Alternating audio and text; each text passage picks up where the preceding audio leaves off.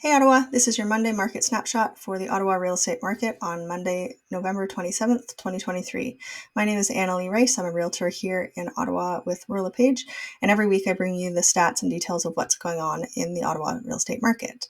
Now, before I get into the stats, I did want to just mention that there are some big changes coming to the real estate business in Ontario. The legislation is provincially controlled, and as of December 1st, there will be some new legislation called TRESA that all real estate professionals will be following and using.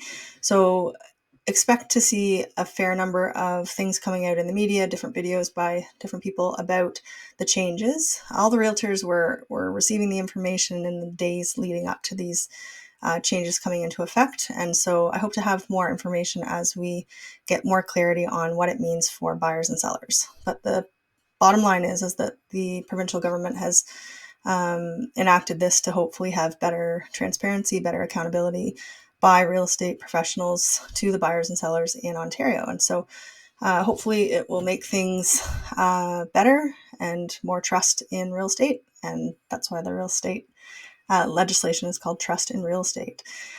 Okay, so we'll get on to the details. And I just wanted to mention this because with the changes coming in December 1st and such like that, there will be a lot of listings that may be canceled as we near the end of November leading into the changes, and there might be a whole bunch of listings that have been holding off and waiting for this new legislation, new documents and such that come forward. So there may be some volatility and some weirdness in all my stats in the next few weeks or the next month or so as we transition and listings get switched over to the new documents, the new contracts, the new representation that everybody is dealing with. Okay, so let's get on to the details.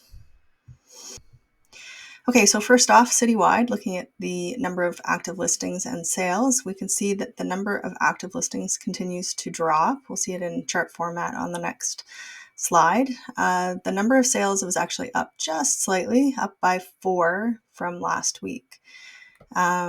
Mostly it was the sales were pretty steady, like not any certain type of property that was selling more or less than last week, but the active listings, the biggest drop was in the detached market.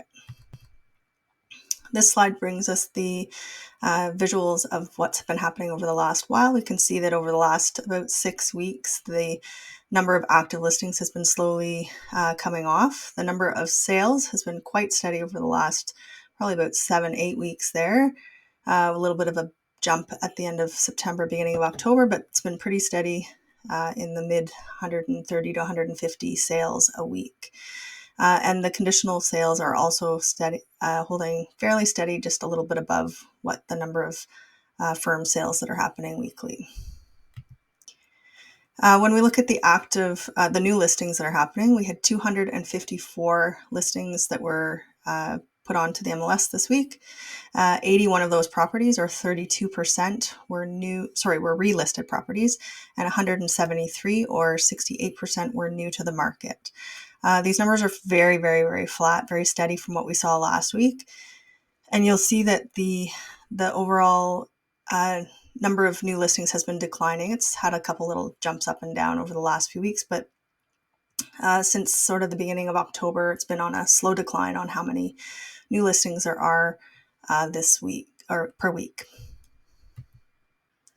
Okay, so now we look at the sales. So of the sales that happened this week, 14% of the sales happened with no conditions at all, no conditional period, and 86% with conditions. So that again is a lower number. Our average for the last 4 weeks sits at 20%, mostly because of that 1 week where it was almost up at 30%. 5% of the homes that sold this week sold in 7 days or less, and 29% of those sold with no conditions. So that was 7 sales that sold in less than a week, and only 2 of them with no conditions. And 40% of the homes that sold this week had sold within 30 days or less. That's pretty stagnant, steady from what we had last week. Next, we'll zoom into the different areas of the city and see what's happening there. In the central urban region, we see that there's quite a drop of the number of active listings for detached market and slight increase for towns and condos. And sales were up for both detached and condos, slightly down for towns.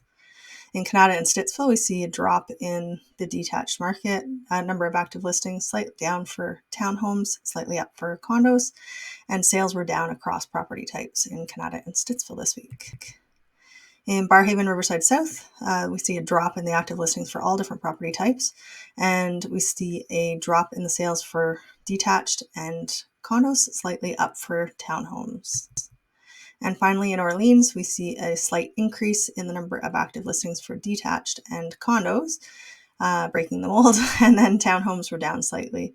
And sales were up also for detached and condos, slightly down for townhomes. As always, I've got the full details in chart format if you want to look at the full details and how many days on market the averages are.